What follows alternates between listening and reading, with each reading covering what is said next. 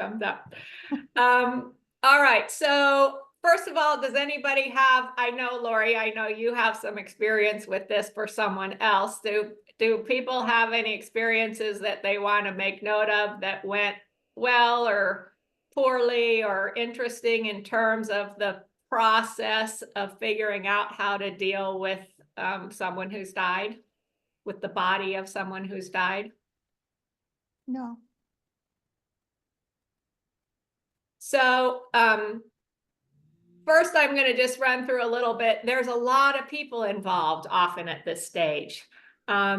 If the person's in kind of a dying situation, then there's usually hospice and some kind of physician overview involved in the process.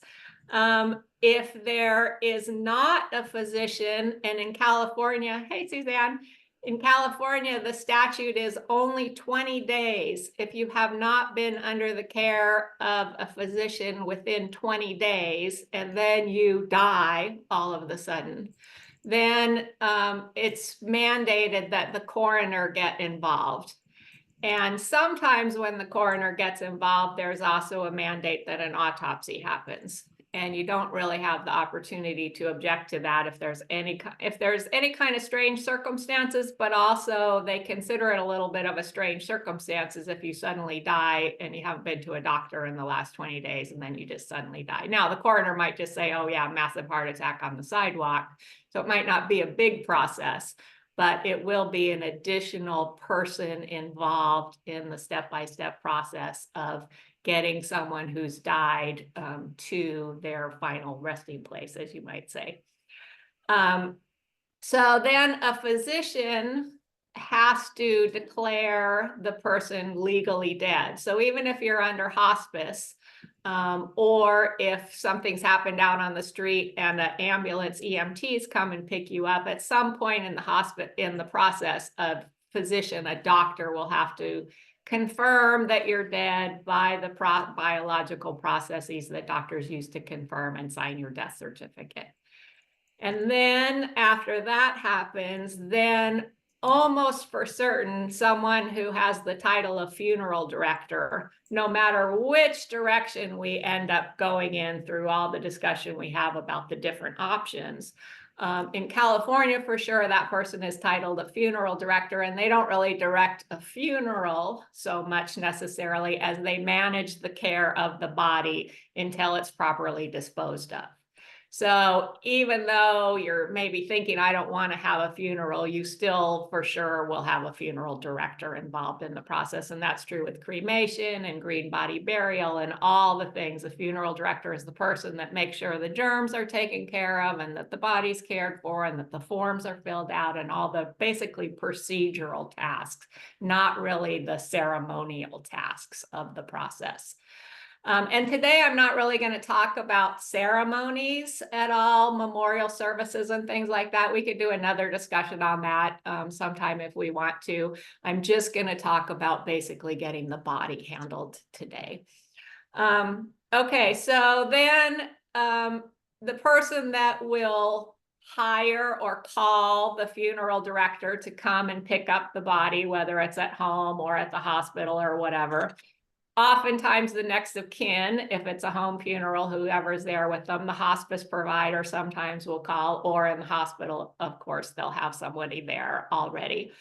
Another thing you want to think about regarding this is that many people have some sort of little burial benefit attached to some account that they have somewhere. So if you're getting ready to go down this road and either plan for yourself or someone else, you might want to look around at your accounts. If you have a life insurance plan, my bank has one that's associated with a certain level of dollars that you have in your bank account, and the veterans has a benefit. Sometimes if you're disabled, there's some disability benefits. So think in your mind, stew a little bit, especially on your own account, whether you do have somewhere some kind of benefits that have to do with the disposition of your body. Yeah, Karen, you have some? Go ahead. Would this be the place to ask about pre-needs? Yeah, sure. When I was doing my reading, I read a few people that advise to not to plan what you thought you wanted in advance, but not to go ahead and pay for it. Hmm. And I thought that was interesting because I've been in the situation where I've had to respond to someone dying. And to tell you the truth, it was very nice to not have to consider anything, just to call a number and have them come and pick up the body and do whatever the person thought they wanted to do and not have to make any decisions and not have to write any checks and not have to think about if I was being cheap or not cheap or any of it, just to have it completely taken care of. So I think it's really more of it's of course way more of an emotional decision than a practical decision. I know that for my dad, he bought a cremation policy in 2012. It was $950. And I just received an ad from the same company that it is $23.50 now. So it's more than doubled in 10 years, which is a little more than the rate of inflation, except we had that big burst of inflation in the middle. So you might put some money in an account or in an envelope somewhere so that the person who's say, this is exactly what I want, and here's the wad of cash that you can do it with if you want to leave your options open a little bit. If you don't care that much, or if nobody's going to have to take up these reins except a professional arranger, then just, take care of it all, save a little money, spend the money on something fun now, and, just know that it's taken care of for somebody. So whichever seems more comfortable. I had a little bit of a strange experience because for many years I thought I was going to be cremated. And I was fine with that among the options that happened. But since then, they've invented some new options. And so then I thought, like, how far in advance do you want to commit yourself to a certain thing when maybe all the opportunities change in 10 years? So again, just something to think about how, ready you are. If you're a kind of person who likes to cross things off your list, or if the people who have to deal with you are the kind of people who like to cross things off your list, then maybe just take care of it. And if, creativity and flexibility and change are more your way of rocking, then maybe you want to just, come up with your vision, which you can change over and over again all the way till the last minute, and then have somebody, purchase whatever it is that you're interested in. Okay, So, thank you. yeah. There are lots of rules. I won't go around it too much. There's lots of rules about pre-need, that the money is put in a special escrow account, like when you're buying property. And even if the place goes out of business, then the insurance funeral commission, blah, blah, blah. So as long as you pick a reputable company, you're pretty safe financially. It's more about the issue of if you would change your own mind. Molly, Okay, so look around and see if the person or you have any benefits. Lori, did you want to say something? yeah, I just had a question, and forgive me if I've already asked this in this space, but the whole thing about being an organ donor, Yeah, what's involved with the body? yeah. Okay, their organ donor is one of the people that I was going to put on the list. So yeah. Okay. So in terms of organ donation, first of all, I would like to encourage anyone who's not creeped out about it to be an organ donor, even if you're old and you think that you're not very useful as an organ donor, a living tissue organ donor. There are lots of things on you that aren't too old, like skin patches and corneas and all kinds of things that are inside of you that aren't really too old to be used. And especially when they're talking about certain procedures, like when someone's a burn victim and they need big patches of skin from somebody. It doesn't matter that your skin's old. They're just trying to save somebody's life by sealing them up. So if you're inclined to be an organ donor, don't let age stop you, for sure. Of course, you have to be pronounced dead, brain dead, but you have to get into a medical treatment system that is sustaining your life systems long enough for them to perform the surgery, even though you're brain dead. And they perform the surgery on a, you know, circulating, maybe mechanically, heart beating, maybe mechanically. So all the systems are going, but otherwise brain damaged person that they don't expect to recover. They'll take out the organs if there are actual organs things, or the skin or corneas or whatever, in a hospital operating room, just like they would do on a living person. And then after the procedure is done, they typically sew the person back up if they've taken internal organs out, and then return the body to the funeral director. And then the funeral director will either arrange for the cremation or all the other things that we're talking about, the green burial or the traditional burial or whatever. Similar, another thing that's on my list is the possibility that you do a whole body cadaver donation. So instead of something being removed while you're still alive, after you've died, you may say, I want my body to go to UC Davis Medical Center so they can practice foot surgery on me, or, you know, do skin grafts or whatever kind of things they might do for that. So if you're interested in that, that has to be done in advance. In almost all, each organization that receives bodies has its own rules. And it usually has to be done in advance by the actual person who is donating the body. Some places allow your representative to donate your body, but interestingly, even though you aren't in your body anymore, there are sometimes still restrictions about the physical remains. So, and I looked up at UC Davis has a page where you can look it up and get the form. And I'm sure it would be great to talk to somebody. You probably don't want to just submit, you know, send the form in the mail. But there are options for doing a whole body donation. And what happens then is that after they have done in the medical or other college that they're using your body for, they typically, sometimes they often the contract says they can use you for 2 years.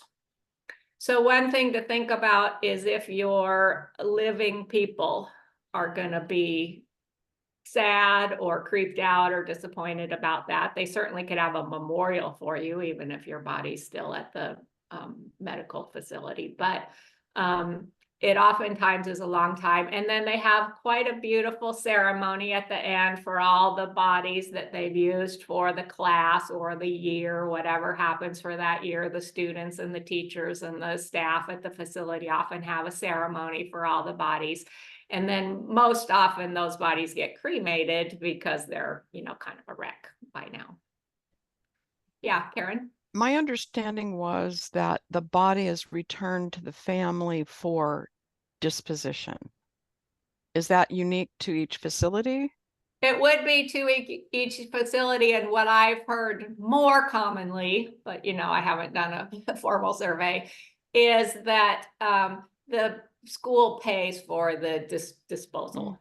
So if you want a cremation, as a benefit of having done. Now, if you wanted the actual body back, the physical parts, that I'm sure, you know, it would be shrouded and all that, because they Sure. could be practicing face surgery or, Yeah. you know, eyeball replay. I mean, whatever, you know, it's just not going to be in very good shape.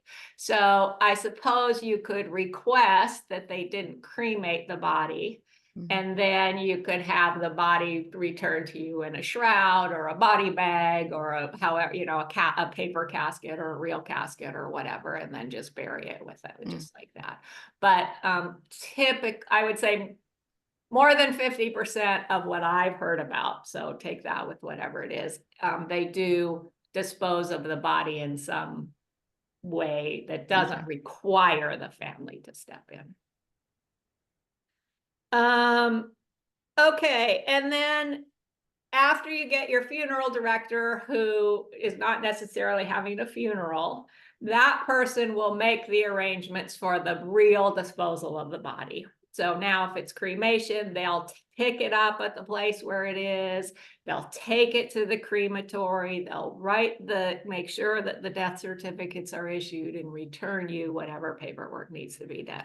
Same with the green burial. You'd have a funeral director involved with a green burial place that then took you to a green burial cemetery, et cetera. So that person is always going to be in the middle of the mix. And then if you have a burial that's in a cemetery, and we'll talk a little bit more about the variations of cemetery, but if you have a burial in a cemetery, then you'll also have that person who manages that place, right? The land where the hole is dug and the body or the remains are placed. There will also be that person. So there's a lot to keep track of in all this, which is why it might be really nice to take care of a lot of it for yourself if you have a way to decide. On the other hand, ultimately, this is a thing that you will not care about. So I would say even more than any of your, not even more than any of your plans, because if there's anything that's heartfelt or scary to you, then you should address that. But other people are going to care a lot about this if you have other people who are going to care a lot about this. And they're the ones that are good. You're going to be setting the stage for their memories and their experience and their reflection about you and how this all went down. So I would encourage you to check in at least with your people and say, you know, this is what I'm interested in doing. And is there anything that concerns you or delights you, or do you have any, you know, creative things you want to offer? Do you want to be a part of it or not? Or how, you know, just in all things, just check in with your people, because they're going to be the ones that are paying the bills and showing up and shaking the hands or not. You know, what if you want no service at all and they really want to have all their relatives around to give them a hug or whatever? So just I would encourage you, if you could, to have this conversation with other people. Okay, so let's see the actions. So my next thing on the sheet was the actions you might take. Organ donation, we already talked about. Autopsy and the coroner, we talked about a little bit. There isn't always an autopsy with the coroner. Sometimes the coroner can just say massive heart attack. You know, they don't have to go in and look at every organ to figure out what happened to you. But sometimes there is, if it's at all mysterious, then there could be a mandatory autopsy. There also can be the autopsy that you or the family or the next of kin or the advocate or whoever it is requests an autopsy. Let's say you have a family history, or your kid was a former football player and you want to see if there's brain encephalitis, or, you know, there's reasons why a family might choose to have an autopsy. So that might happen in the middle. Donations for research, we talked about that already. Okay, so the traditional funeral, that usually when you use the word traditional, that typically means that the body is there. Doesn't always mean that the casket is open, funeral, but it does almost always mean that the body is there. So then you're going to be having the body, the room, visitation, you know, things that add up based on the fact that this ceremonial process is happening along with the disposition of the body. In California and probably everywhere, all funeral directors, funeral homes, wherever these funeral directors reside, they have to print their price list. So in one way, you're not going to be surprised about what you're getting into. In another way, everything is priced individually. So there's picking up the body for $250, and then there's taking the body out of the truck and bringing it into the room, and then there's taking the body from the room and putting it in the casket, and then there's moving the casket from room A to room B. It's just a humongo list of things that add up quickly. And your people are in a position where they wanted, it's easiest and most comfortable to do what's familiar. And sometimes they feel guilt and responsibility. It's kind of the last nice thing they're going to do for their person. So they're inclined to do whatever is suggested or right or normal or whatever. So there's a lot of push in this process if you wait till the end. If you're looking at it now and you say, yeah, I really want flowers, but you know, my friend Joe is a pianist, so I'm going to have him or her instead of, you know, the pianist, or I'm not going to have a reception at the hall. I'm just, you know, whatever, however you arrange it. If you pick and choose now while you're a little clear, while your people a little clear about what really matters to you, then you will have a somewhat smaller list at the end from the funeral home. Separate from the funeral home, you also have, as I said, dealing with the cemetery management people, right?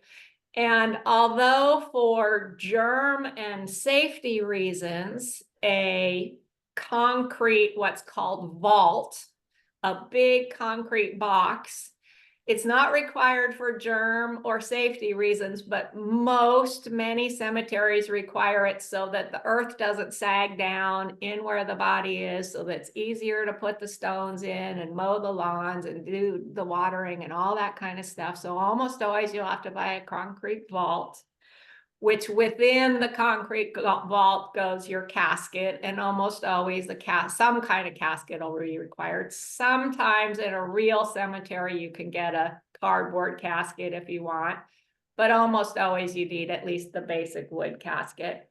There's a lot, I forgot to put this on my sheet, but there's a lot of interesting opportunities to buy your own casket. And again, the prices are required to be stated, and you do not have to buy your casket from a funeral home. And because I follow these things, there are these really amazing artists who've made like caskets that are a bookshelf in your house. And then when you unfold the shelves and the side walls and put them back together, they create your casket. So you could have it all taken care of and sitting there in your living room and useful. Other people buy their casket, invite people over to decorate, and you can buy a real wood casket made by a wood carver in Vermont. You can buy a casket with, you know, the 49ers carved in the top of it, and or a railroad car, whatever. I mean, you could do anything you want with the casket deal. If you want to go creative with the casket thing, you for sure can. You can also go very expensive. You can also, if you are a strong advocate, dial down on the casket to a cardboard casket if you have the, if you or your person has the energy to, you know, limit it, you have some power to do that also. So the vault is going to cost money. The casket's going to cost money.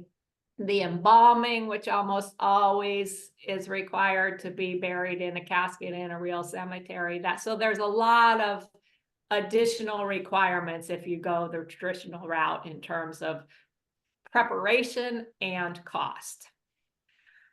The other way that you can go is what's called a home funeral. So instead of going to a facility somewhere, the body most often stays at home. The person's died at home, and the people are going to keep the body at home. And that involves packing the body in dry ice, usually in the bed where it is. They roll the person over, they put plastic sheets down on the bed, roll the person back up, surround the body with dry ice, and then put a lovely quilt or blanket over the top. And then the dry ice gets changed periodically. And usually it's typically about a 3-day period that people have. And then they leave the house open or have certain hours where they invite people to come over and say goodbye or sit with the family or sit with the body or, you know, read a poem or do whatever kind of thing you want to do. So it's a popular but not widespread way to say goodbye to the body at the end, and much more of a low-key, at-home, ceremonial and intimate kind of, you know, burn incense and candles and have their flowers on them, or, you know, like just kind of a more subdued and personal way to handle it. Then separate from having a body there, there's of course just a memorial, not just, but a memorial service. No body the body's been already buried in some private ceremony or cremated or some of the other things we'll talk about. And there's more just a memorial reception where oftentimes there's a eulogy and a little bit of comment, and then people talk and have a little party and share their memories of their friend.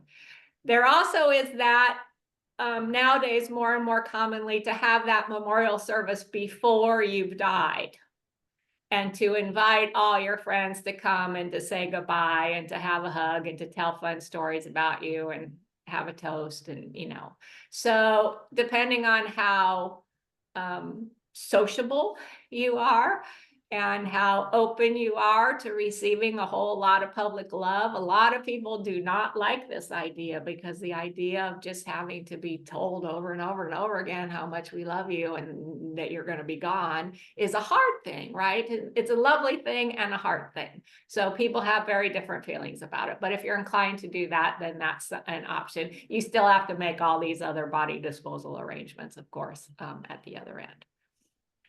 Okay.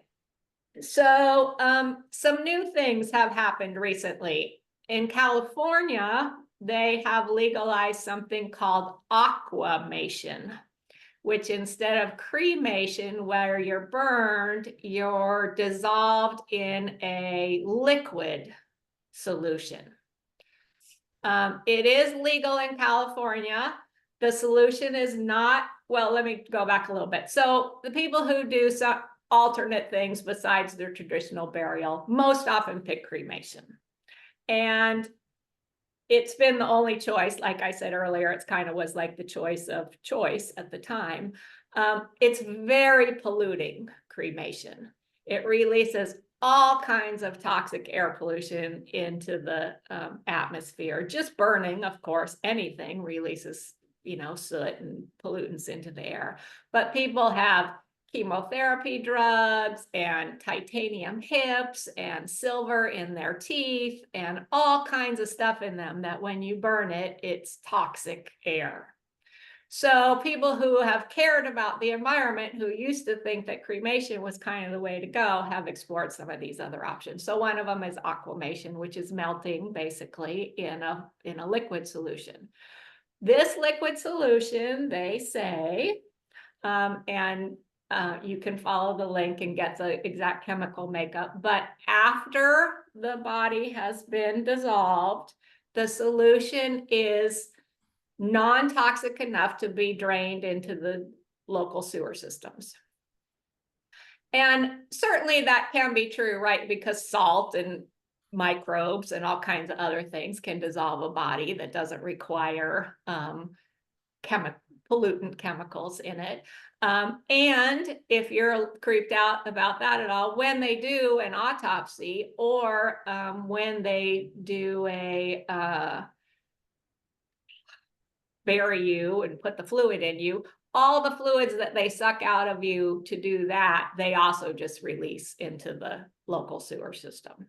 So you're getting fresh fluids from a dead body sucked out and dropped into the drain, or you're getting the dead body placed in this liquid material and melted down into something and then dropped in the drain. So there it is. You know, you can think about whether that seems good or not. Some people don't like to be burned, the idea of being burned. Some people, the idea of being water, you know, if you care about the environment, then maybe it seems like a lovely thing. You know, what if you were just released into water molecules? It'd be great. So that's an option. In California, it's legal since 2017. Not very common, of course. You'll have to do a little research to find where there is one of these places in California. I did propose myself to a lot of these things. That's how I got some of these price quotes on there. And all of them that don't have one right here in Sacramento will, as part of their fees, will pick up your body and take it to wherever their thing is. So most all of these prices include the fact that they're going to figure out how to get you to their place, since they have this unique place that they're doing this thing. Okay, so aquamation, you might want to think about that. The other one that's, yeah. Oh, sorry. So you know how when you have cremains and then people might ceremonially scatter ashes somewhere, So with this aquamation, it sounds like it's all sort of disposed Oh, through. that's a good question. I don't know the answer to that.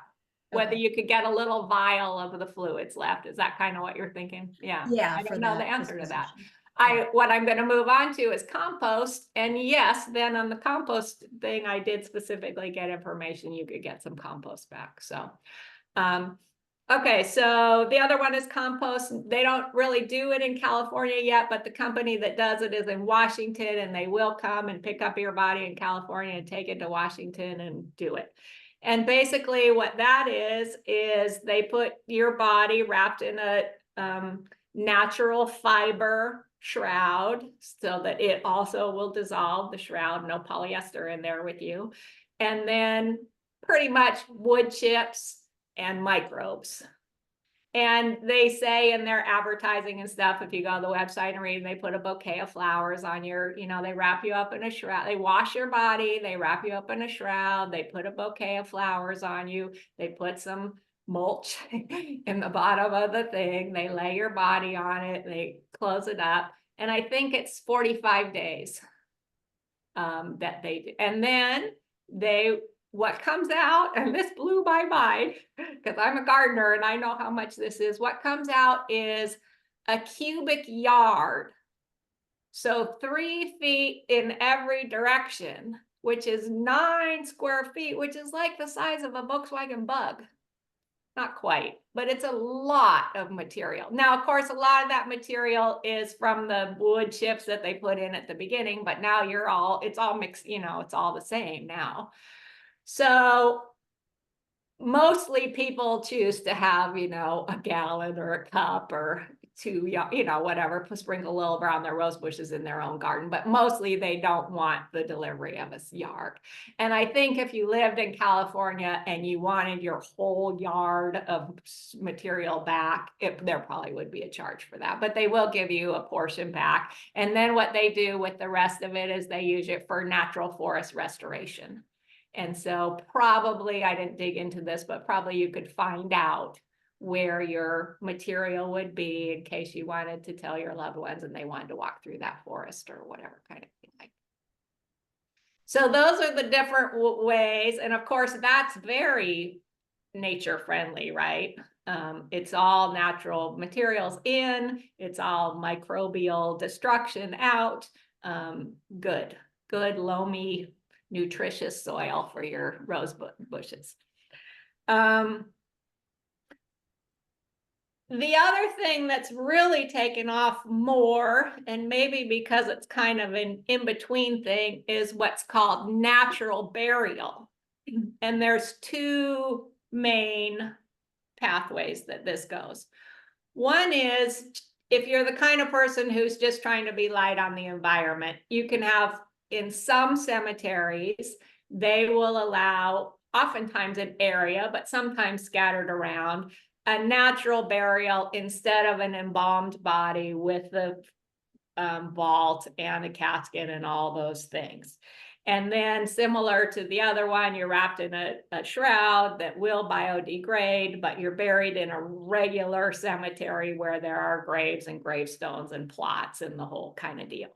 And there are a few of those around here. And I put the list of the Green Burial Council, which is the overriding nonprofit organization that keeps a list of them. So if you want to go someplace else or you want to visit one or whatever kind of thing like that, you can go do that. There are also those green cemeteries where the actual body is buried, but the landscape is different. And the most common one is like a forest. So now you're taking your body wrapped in a shroud, but they're going to go dig a hole under the redwood tree number 11 in the forest. And they'll put your body there. And sometimes, depending on the facility, there will either be a small flat marker, like a round, many times they're a flat round brass marker. Or in some places, there's no marker.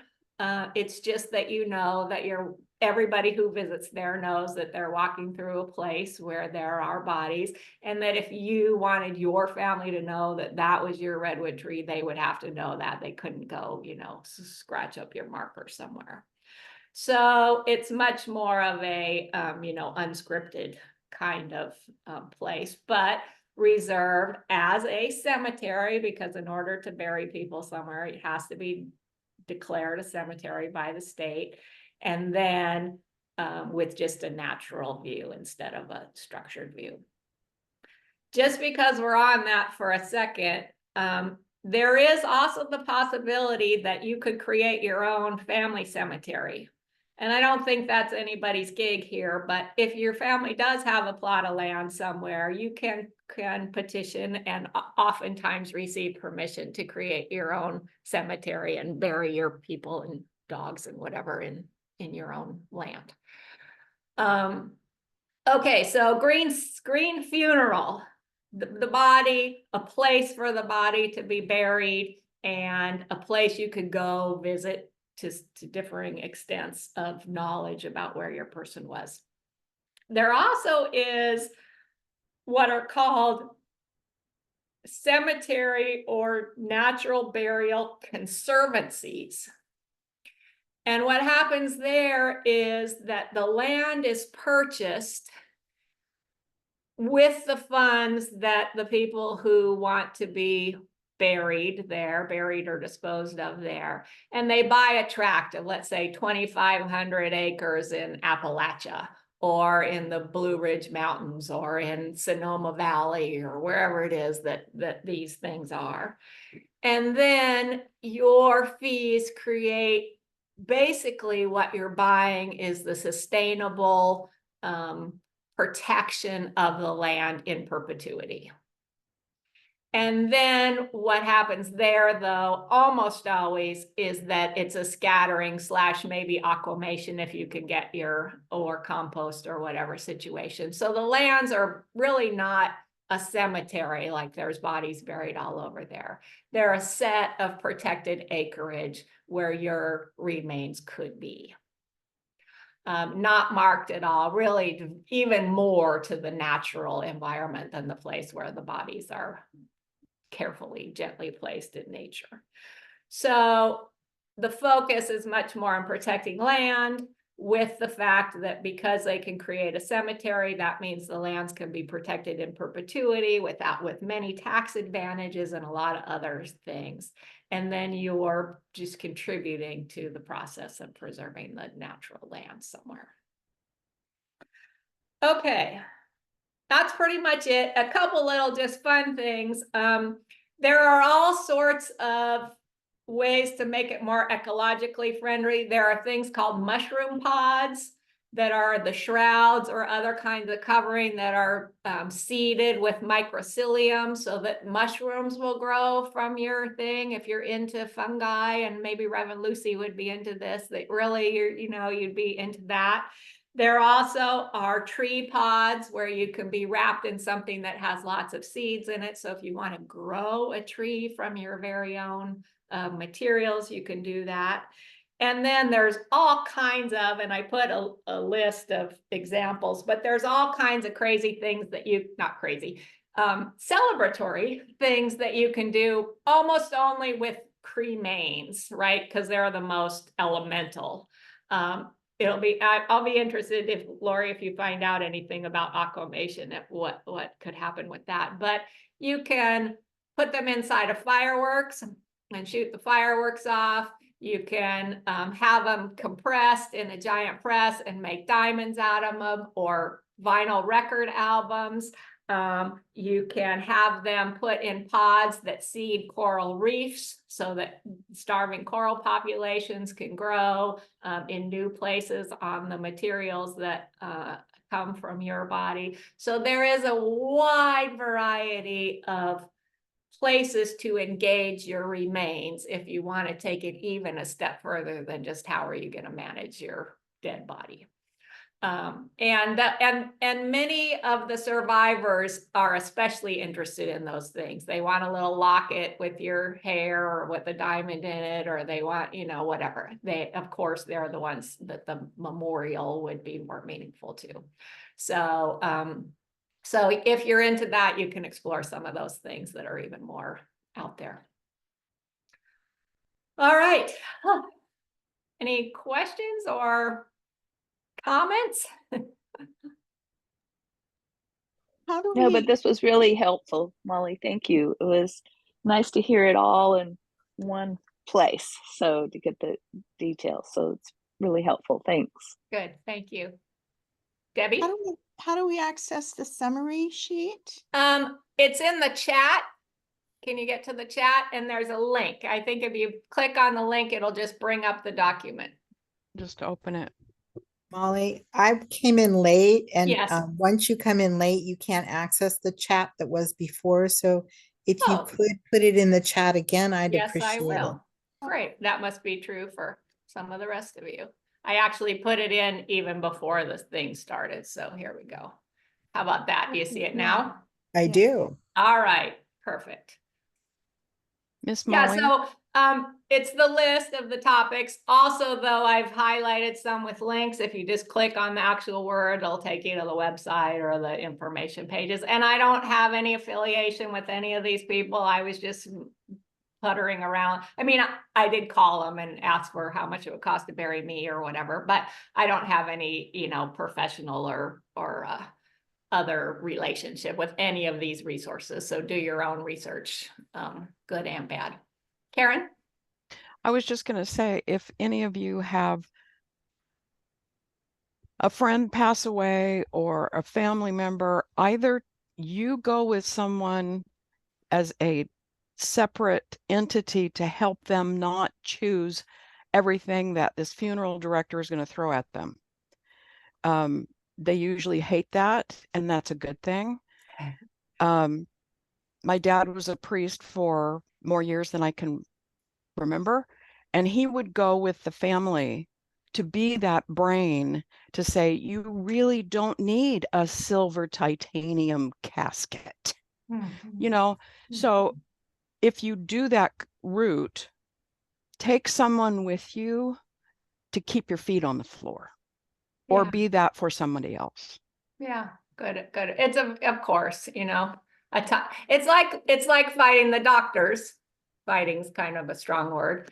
It's like taking your own stand about what matters to you in terms of the medical treatment is the same kind of advocacy that's required in terms of this, but even more in this case, driven by money than, at least the doctors have care as their backup argument. But yeah, it's an emotional time. You want to do the right thing. If you haven't talked about these things, this kind of takes us all the way or back around to my arguments about just having these conversations of all varieties with your people all the time throughout all your life, which is that they're a lot more likely to be manipulated by someone else's idea of what should be done if they don't know what should be done. If they know what mattered to you and what you really wanted and which priorities you had, then they could make reasonable choices that would be something that you could make. So communicate whatever it is, even if you don't plan it or write it down or pay the money or any of it, just tell your people what matters to you and they'll do their best when the time comes. But yeah, a buddy is a great thought. Yeah.